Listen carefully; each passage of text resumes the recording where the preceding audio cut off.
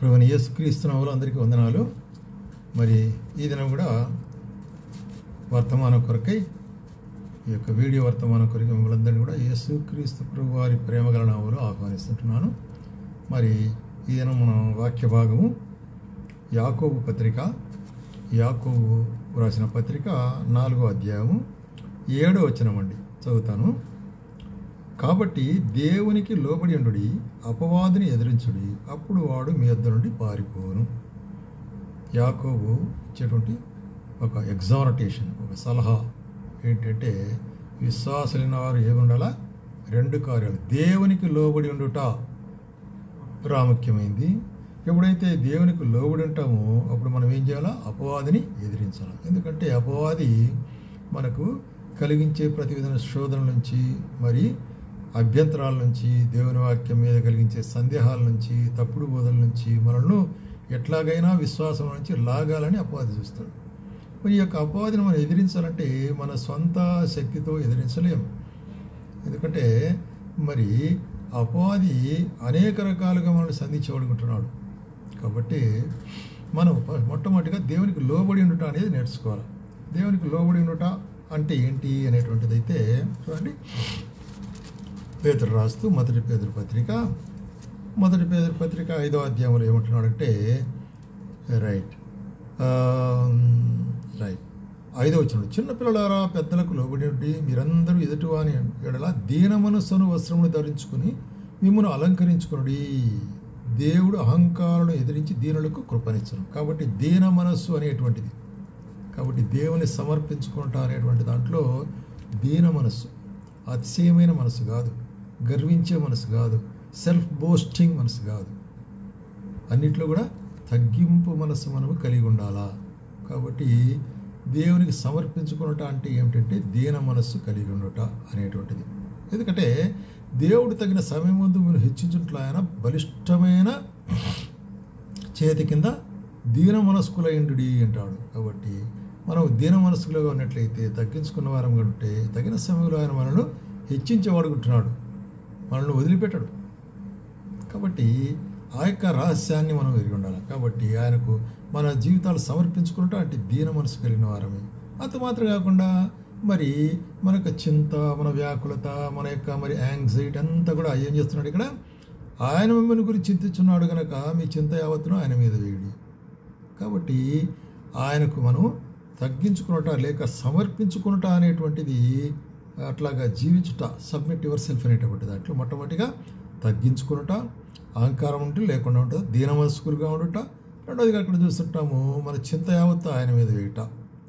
మూడవదిగా నిర్భరమైన బుద్ధి గలవారై మెలకువగా ఉండాలి. మెలకువగా ఉండాలి, నిబ్బరమైన బుద్ధి కదా. నిబ్బరమైన స్వస్థ బుద్ధి అన్నట్టు జ్ఞానం కలిగి. కాబట్టి ఎందుకంటే మీ విరోధి అయిన అపవాది గర్జించు సింహోలి ఎవరిని మింగుదురా అని వెతుకుచుంటున్నాడు.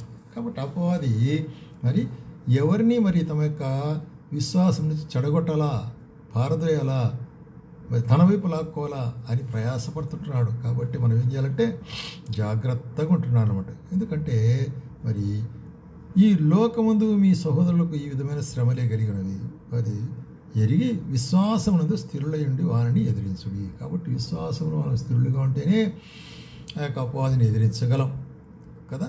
కాబట్టి దేవుడే మనకు ఆయన అటువంటి కృపను మనకు అనుగ్రహించేవాడుకుంటున్నాడు. కాబట్టి ఆయనకు సమర్పించుకునుట అనేటువంటి కార్యం అదే మనం చూస్తున్నాం.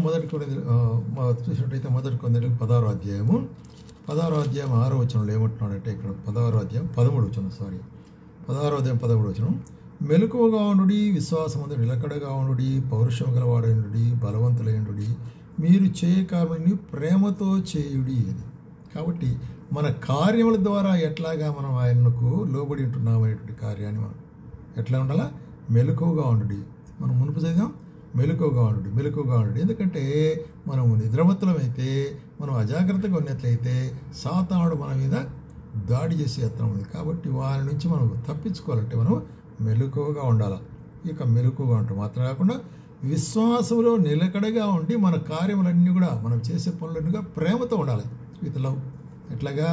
దేవుని మీద ప్రేమ, విశ్వాసాల మీద ప్రేమ. కాబట్టి దేవుని ప్రేమిస్తున్నామని మాత్రమే కాదు, మన తోటి సోదరులు కూడా మనం ప్రేమించవలసి వారుకుంటున్నాం. కాబట్టి సహోదరులారా, అట్టి వారికి పనిలో సహాయం చేయొచ్చు, ప్రయాసపడుచు ఉండువారికి అందరికీ మీరు విధేయులై ఉండవాలని బ్రతిమాలకూడదు. కాబట్టి విధేయత అనేటువంటిది ప్రాముఖ్యమైనది. అది తర్వాత మనం ఎఫెసీయులకు రాసిన పత్రిక 5వ అధ్యాయంలో కూడా చూసినట్లయితే, ఎఫెసీయులకు రాసిన పత్రిక 5వ అధ్యాయంలో ఇక్కడ ఏమంటున్నాడు, ఎట్లాగ మనం విధేయులుగా ఉండాలా అనే కార్యాన్ని గురించి మరి 20-21 వచనం చూసినట్లయితే, మన ప్రభు అయిన యేసుక్రీస్తు పేరిట సమస్తమును గురించి తండ్రి అయిన దేవునికి ఎల్లప్పుడూ కృతజ్ఞత చెల్లించు. So it should be thankful mind with thankfulness, mind with the worship, mind with the that is gratitude. క్రీస్తునందలి భయముతో ఒకరికొకడు లోబడినది. క్రీస్తునందలి భయం అంటే ఏంటి? క్రీస్తు మనలను చూస్తుంటున్న వాడుకుంటున్నాడు, క్రీస్తు మనల్ని గమనించే వాడుకుంటున్నాడు, క్రీస్తు మన యొక్క సంభాషణలు, మన యొక్క మాటలు, మన తలంపులు, మన కార్యము, మన సహవాసం అని చూచేవాడుకుంటున్నాడని అటువంటి భయం కలిగి ఉండాలి అంటే. కాబట్టి అటువంటి వాటి విషయంలో జాగ్రత్తగా ఉండాలా అంటున్నాడు. అదేవిధంగా మనం హెబ్రీయులకు రాసిన పత్రిక 13వ అధ్యాయంలో చూసినట్లయితే, మరి విశ్వాసాలు ఒకరికొకరు లోబడి ఉంటే మాత్రమే కాకుండా, దేవునికి లోబడి ఉంటే మాత్రమే కాకుండా, ఇక్కడ ఇంకా కొంచెము ఎక్కువగా చెప్తుంటున్నాడు విషయం. 17 మీ పైన నాయకులుగా ఉన్న వారికి మనం లోబడి ఉండాలా, ఎందుకంటే వారు మన ఆత్మల గురించి దేవుని దగ్గర లెక్క అప్పచెప్పాలా. వారు దుఃఖముతో పని చేసినట్ల మీకు నిష్ప్రయోజనము కనుక దుఃఖముతో గాక ఆనందముతో చేయనట్లు వారి మాట విని వారికి లోబడి ఉండుడి. కాబట్టి మన మీద మరి మనకు పరిచయం చేసేటువంటి పెద్దలకు, లేక సేవకులకు, లేక మరి కార్యము మన మీద మరి ప్రసంగాలు చేసేవారికి వారి కొరకు లోబడి ఉండాలంటాడు. ఎందుకంటే వారు మరి దేవుని ఆత్మ ద్వారా అప్పగించుకున్నారు. వాళ్ళు మన ఆత్మల విషయమైనట్టు లెక్క అప్పగించబట్టి ఈ విధంగా దేవునికి లోబడి ఉండాలా, మనం ఒకరికొకరు లోబడి ఉండాలా, మనకు బోధించే వారికి లోబడి ఉండాలా, మనం మెలకుగా ఉండాలా, దీనత్వంగా ఉండాలా. అట్లాగే మరి అన్ని విషయంలో ప్రేమతో మన కార్యం జరిగించే వాళ్ళం ఉండాలి. అది ఆయనకు మరి మనం చెప్పేటువంటిది, ఆయనకు సమర్పించుకున్నది అనేటువంటి కార్యం కదా. కాబట్టి దేవునికి మనము సమర్పించుకున్నట్ట కమిటింగ్ అదే కదా. యాకోబులో మనం చూసాము, ఏం చూసామట్లయితే 4వ అధ్యాయం 7వ వచనం అంటున్నాడు, దేవునికి లోబడి ఉండుడి. అది దేవునికి. రెండవదిగా అక్కడ ఏం చెప్తున్నాడంటే, అపవాదిని ఎదిరించుడి, అప్పుడు వాడు మీ ఎదురు నుండి పారిపో. అపవాదిని ఎదిరించాలి. అపవాదికి మనము భయపడాల్సిన పని లేదు, ఎందుకంటే అపవాది అనేటువంటి వాడు మనకు మెయిన్ శత్రువు. కాబట్టి వాడిని ఎదిరించాలా అంటే ఏం చేయాలా అనేటువంటి కార్యం మనం చూసినట్లయితే, అది ఎఫెసీయులకు రాసిన పత్రికలో అపోస్తలుడైన పౌలు రాస్తుంటున్నాడు. వాడిని ఎట్లా ఎదిరించాలా అనేటువంటి కార్యం 4వ అధ్యాయము, ఎఫెసీయులకు 4వ అధ్యాయము 26-27 వచనాలు. 26-27 వచనాలు ఏం చెప్తున్నాడు ఇక్కడ చూడండి. కోపపడుడి కానీ పాపము చేయకుడి, సూర్యుడు అస్తమించే వరకు మీ కోపము నిలిచి ఉండకూడదు, అపవాదికి చోటియకుడి. కాబట్టి కోపపడుట అనేటువంటిది అపవాది యొక్క కార్యము, అపవాది జరిగించేటువంటి కార్యం అది కోపం అనేటువంటిది కదా. అది చాలా కీడుకలు అనేది ఉంటుంది. కాబట్టి ఈ అపవాది కార్యాన్ని మనం గమనించాలి.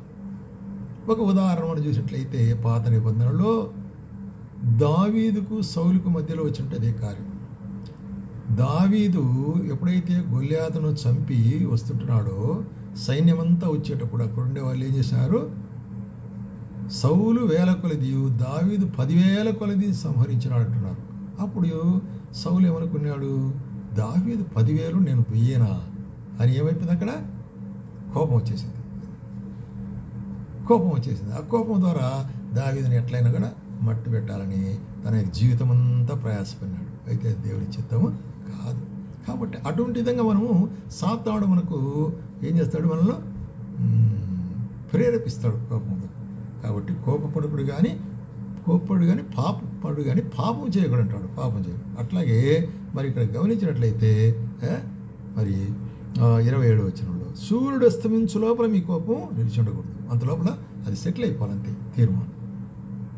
అది సాతాను జయించడానికి ఒక అస్త్రం. అట్లాగే సాతాను జయించడానికి ఇంకొక అస్త్రం, దుష్టుని జయించాలంటే మరి దేవుడు ఇచ్చే సర్వాంగ కవచం మనం ధరించుకోవాలనేటువంటి కార్యం కదా. 6వ అధ్యాయంలో ఎఫెసీయులకు రాసిన పత్రిక 6వ అధ్యాయంలో మరి 11వ వచనంలో ఏమంటాడు, మీరు అపవాది యొక్క తంత్రములను ఎదిరించుటకు శక్తివంతులగునట్లు దేవుడిచ్చే సర్వాంగ కవచము ధరించుకున్నాడు.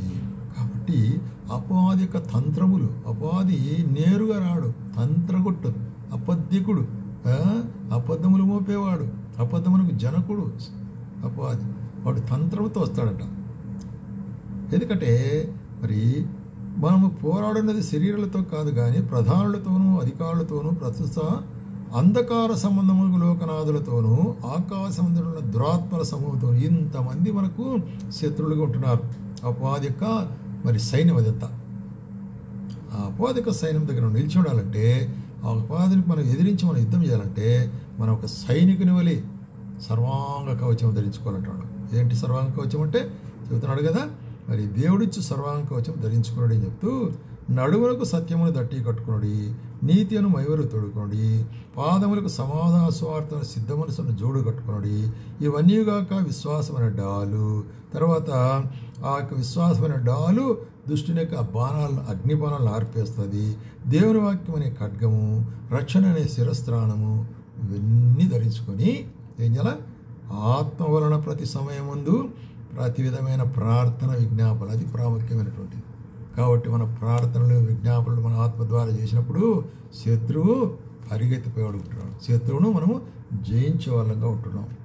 అదేవిధంగానే వాక్యం ద్వారానే శత్రువును జయించుట అనేటువంటిది మనం చాలాసార్లు విన్నాం. అది అయినా కూడా మరొకసారి చూసినట్లయితే మత్తయి సువార్తలో 4వ అధ్యాయంలో యేసు ప్రభు సైతానుకు ఎట్లాగా జయిస్తుంటున్నాడంటే, సైతాన్ ఎట్లా పారిపోమని చెప్తుంటున్నాడంటే, సైతానా నా వెనుకోపం, సాతానా పారిపోమంటున్నాడు. ఎందుకంటే సాతానుడు యేసు ప్రభువును శోధించడానికి వచ్చినాడు. నీవు దేవుని కుమారుడైతే రాళ్ళు రొట్టెలుగా చేయమన్నాడు. అప్పుడు యేసు ప్రభు చెప్పాడు, రాళ్ళు రొట్టెలుగా ఎందుకు చేయాలా, మరి రొట్టె మాత్రం కాకుండా దేవుని నోటి నుంచి వాక్యం ద్వారా మనుషులు జీవిస్తాడనేటువంటిది కూడా వ్రాయబడినది. వాక్యం ద్వారానే మనం జయించాల. అట్లాగే వాడు ఏం చేసినాడు, ఇంకొకసారి వాక్యం ద్వారా వచ్చినాడు. ఎట్లాగంటే మరి దేవాలయ పైన శిఖరం మీద నిలబెట్టి, మరి ఆయన నిన్ను గురించి తన దూతలకు ఆజ్ఞాపించునని వ్రాయబడినది కదా, కాబట్టి నువ్వు అక్కడి నుంచి కిందికి దింపుమంటాడు. అప్పుడు ఏమంటాడు యేసు ప్రభు చెప్తాడు, నీ దేవుడైన యెహోవా నీవు శోధించవలదని మరొక చోట రాయబడినది కదా. కాబట్టి వాక్యం ద్వారా సైతానుడు వచ్చినప్పుడు దానికి సరైనటువంటి దేవుని యొక్క ఆలోచన వాక్యం ఉంటుంది మనకు, దాని ద్వారా మనం జయించాలి. అట్లాగే మరి ఆఖరికి ఏమంటాడంటే, లోకరాజ్యములని చూపించి ఇవన్నీ నా వెంటున్నాడు. ఎట్లా అవుతాయి? ఇవన్నీ దేవుని అయినప్పటికీ కూడా ఏమంటాడు, నాకు సాగిల పడితే ఇవన్నీ నీకు ఇస్తానంటాడు. అంటే అతిశయం చూపించినాడు. అప్పుడు వెంటనే ఏమంటున్నాడు, సాతానా పొమ్మంటున్నాడు, ప్రభు అయిన నీ దేవునికి బ్రొక్కి ఆయన మాత్రమే సేవించగలడు. అట్లాగా సాతాన్ని ఏం చేశాడు, జయించినాడు. కాబట్టి ఎదిరించితే మనం జయించగలం. కాబట్టి సాతాను ఎదిరించుడి, వాడు మీ ఎద్దు నుండి పారిపోవును, అట్లాగా అపవాది విడిచిపోగా అంటున్నాడు. ఇక్కడ అపవాది పారిపోయాడు. కాబట్టి ఇది మనకు ఒక మరి పాఠంగా ఉంటుంది అన్నమాట. దేవుని వాక్యాన్ని మనము ఎరిగి ఉండాలి కదా. ఆ విధంగా మరి యేసు ప్రభు ఈ లోకంలో ఉన్నప్పుడు అనేక విధములుగా యొక్క అపవాదిని మరి ఎదిరించేదాని కొరకై మరి ఆయన అపవిత్ర ఆత్మలను వెళ్ళగొట్టినాడు, అపవాదిని వెళ్ళగొట్టినాడు కదా. చూడండి, మత్తయి సువార్త 9వ అధ్యాయంలో ఎక్కడ చూస్తున్నాము, ఒక మూగవాన్ని చూస్తుంటున్నాం కదా. మత్తయి సువార్త 9వ అధ్యాయంలో 9వ అధ్యాయము మత్తయి సువార్త 33వ వచనంలో 9వ అధ్యాయం 33వ వచనంలో చూసేది ఏంటంటే, శిష్యులు ఏం చేశారు, అక్కడ జనులు ఏం చేశారు చూసినట్టయితే, మరి కొందరు దయ్యం పట్టిన ఒక మూగవాడిని ఆయన దగ్గర తీసుకురాగా దయ్యమును వెళ్ళగొట్టిన తర్వాత మూగవాడు మాట్లాడసాగాడు. కాబట్టి ఆ దయ్యము అనేటువంటి సాతానుడు వాళ్ళు లొంగ తీసుకుని ఉంటాడు. కాబట్టి యేసు ప్రభు చేసినాడు, ఆ దయ్యమును వెళ్ళగొట్టిన వెంటనే వాడు లేచుకున్నాడు. కాబట్టి సాతానుడి యొక్క క్రియలను లయం చేసేదానికి యేసుక్రీస్తు ఈ లోకానికి వచ్చినాడు. అట్లాగే మార్కు సువార్త కూడా మనం చూస్తున్నాము, ఎన్నో దయ్యాలు వేలకు. కాబట్టి సేన అనేటువంటి దయ్యములు పట్టిన వాడు మనుషులకు లొంగక మరి చూసినట్లయితే ఎట్లాగుంటున్నాడంటే సమాధుల మధ్యలో ఉంటున్నాడు. అటువంటి దయాలు, అటువంటి సోదరు. అయితే యేసు ప్రభు గద్దించినప్పుడు ఏమన్నాడు, ఆ యొక్క దయాలన్నీ కూడా విడిచిపెట్టిపోయినప్పుడు స్వస్థ చిత్తుడై కూర్చున్నాడు అంటున్నాడు. ఎట్లాగా జనులు చూసి యేసు వద్దకు వచ్చి సేనాను దయ్యం పట్టిన వాడు బట్టలు ధరించుకొని స్వస్థ చిత్తుడై. కాబట్టి మునుపైతే స్వస్థ చిత్తము లేదు, సాతాను యొక్క చిత్త ప్రకారం, సాతాను యొక్క మనసు ప్రకారం చేస్తాడు. ఇప్పుడు స్వస్థ చిత్తుడై ఉంటాడు. ఎందుకంటే దేవుడు యేసు ప్రభు ఆయన్ను మరి స్వస్థపరిచాడు. అందుకొరకు ఏమంటాడంటే మరి యేసుక్రీస్తు ప్రభు ఈ లోకంలో ఉన్నప్పుడు ఏం చెప్తున్నాడు? యోహాను సువార్త 14వ అధ్యాయం 12వ వచనములో, నేను తండ్రి వద్దకు వెళ్ళుచున్నాను కనుక నేను చేయ క్రియలు నా యందు విశ్వాసముంచువాడును చేయను, వాటికంటే మరి గొప్పవి అతడు చేయనని మీతో నిశ్చయముగా చెప్పుచున్నాను. నేను చేయ క్రియలు నా యందు విశ్వాసముంచువారు చేస్తారు, వాటికంటే గొప్ప క్రియలు కూడా చేస్తారు అనేటువంటి దానికి సాదృశ్యంగా మనము ఆయన మరి మాటలకు సాదృశ్యంగా అపోస్తల కార్యంలో ఒక 3 ఉదాహరణలు చూస్తాం. మొట్టమొదటిగా అపోస్తల కార్యం 3వ అధ్యాయంలో మనం మొదట చూసినట్లయితే పేతురు యోహాను దేవాలయానికి ఎక్కువ వెళ్ళుచుండగా అక్కడ ఏమున్నది? మరి చూసినట్లయితే ఒక మనుషుడు, ఎప్పుడు పుట్టినది మొదలుకొని కుంటివాడైన ఒక మనుషుడు మోసుకొని పోయి అక్కడ పెడతాడు. వాడు బిచ్చం అడుక్కుంటూ వీళ్ళు వచ్చినప్పుడు అయ్యా ఏమన్నా ఇస్తారా అని అడిగాడు. వెంటనే వారు చూసి పేతురు యోహాను అని తేరు చూసి మా తట్టు చూడమని. అప్పుడు వెంటనే వానికి ఆశ కలిగింది, అప్పుడు నాకు ఎంత ఇస్తారు, చాలా ఇస్తారు, ఇదో చూడు ఇక్కడ చూడు అంటున్నారు కదా. అయితే ఏం చెప్పాడు? వెండి బంగారం నా యొద్ద లేవు కానీ నాకు కలిగినదే నీకు ఇచ్చున్నాను, నజరేయుడైన యేసునామమున నడుము. కాబట్టి యేసునామమున నడుము, నాకంటే గొప్ప కార్యాలు చేస్తాడని యేసుడు చెప్పాడు. కాబట్టి యేసునామం నడుము అని చెప్పిన వెంటనే వాడు స్వస్థత పొందిన వాడు లేచి నిలబడి నడిచి గంతులు వేయచ్చు మందిరానికి వెళ్ళి దేవుని స్తుతించాడు. అట్లాగే మనం చూస్తున్నాము మరి 9వ అధ్యాయంలో గమనించినట్లయితే అపోస్తల కార్యం 9వ అధ్యాయంలో 36వ వచనం ఇక్కడ ఒక సందర్భం. ఇక్కడ ఎప్పేలో తబితా అనే ఒక శిష్యురాలు ఉన్నది, ఆమెకు దోర్కా అని పేరు. ఆమె మంచి ధర్మకార్యం చేసామో సత్క్రియలు చేసాము. అయితే ఏమైపోయింది? ఆమెకు వ్యాధి వచ్చి చనిపోయింది. చనిపోతానగానే ఆమెను మేడగదిలో పండబెట్టి వాళ్ళకి అప్పుడు ఒక ఆలోచన వచ్చింది. పేతురు ఉన్నాడు కదా దేవుని పరిచారకుడు, ఆయన దగ్గరికి వర్తమానం పంపిస్తే ఆయన మనకు సహాయం చేస్తాడు. కాబట్టి పేతురు దగ్గరికి వర్తమానం పంపించినారు. పేతురు అక్కడికి వచ్చినాడు. వచ్చి ఏం చేసినాడు? తడువు చేయక రావాలని వేడుకొనగా పేతురు వచ్చి మేడగదిలో మరి తబితా లెమ్మని అడిగాడు.